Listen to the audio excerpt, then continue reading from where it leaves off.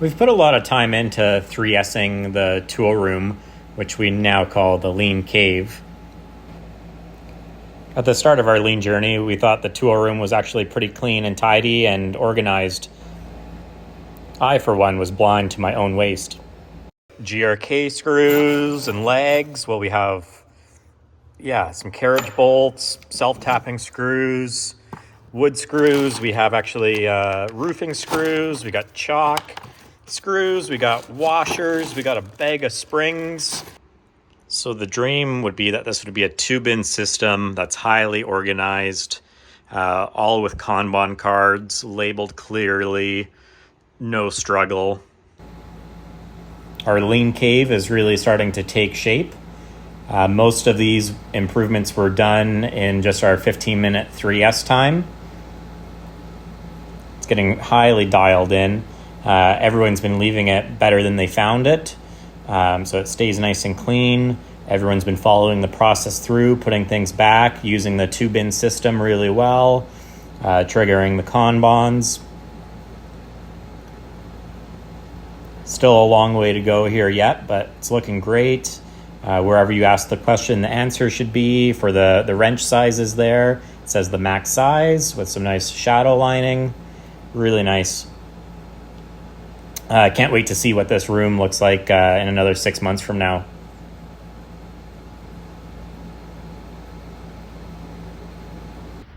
With all the fires we've been having around the shop area in town here, I figured I'd do a little bit of extra cleanup around the log deck. Make sure there was no extra sawdust lying around. So it's all clean. Today we're finally going to find a new home, a better home for all of this scrap and leftover wood we have lying here behind the fencing trucks. One final update for today. We installed a couple little brackets, a little rack just to get those sideboards for the flat deck up off the ground and out from underfoot. Might have to adjust the height on it still, but we're just going to try this out and see how it goes.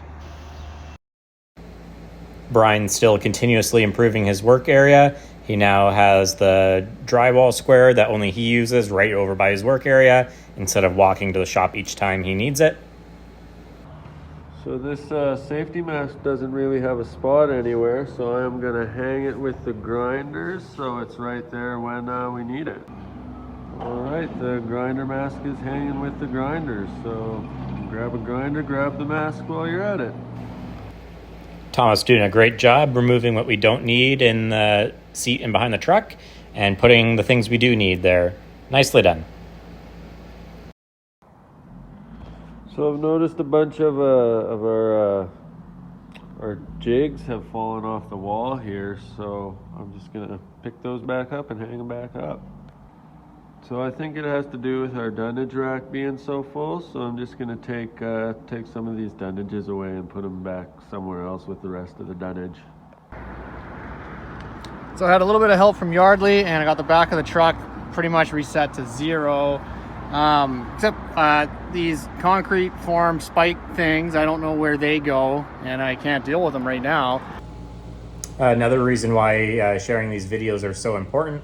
So there is a spot for those stakes in the installer's sea can.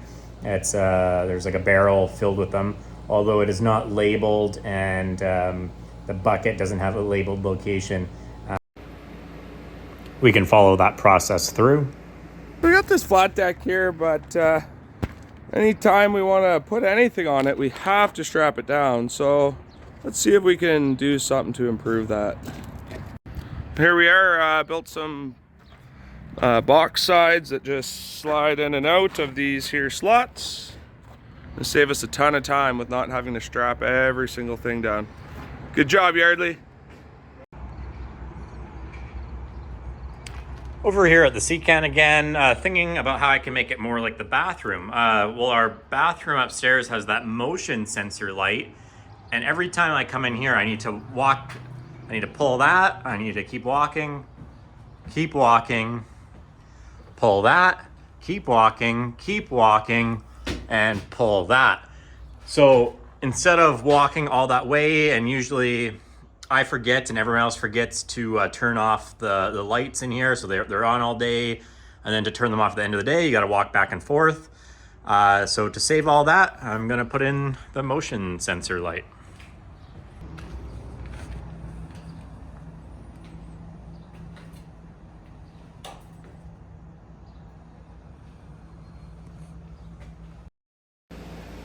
We're always messing around with scrap blocks of wood trying to shim up fence panels, but Aaron followed the process through and made some nice shims. Nicely done.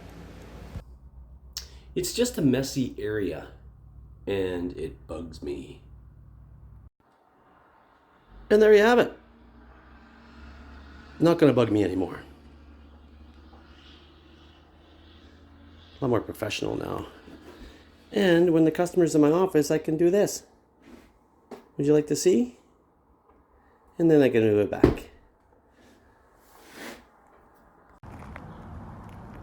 One of the smaller details that was easy to miss was updating our signage to reflect the different product that we have now. It's no longer number 1 select. It is just a 5/4 by 6 deck board from Selkirk.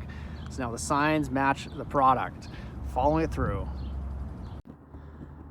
While I was doing a little bit of cleaning this morning, I noticed that the handle on this fridge, which I never use, but I noticed it's quite loose. So I'm going to fix it. And there we go. For those who use the fridge, you'll notice right away that the handle is working properly.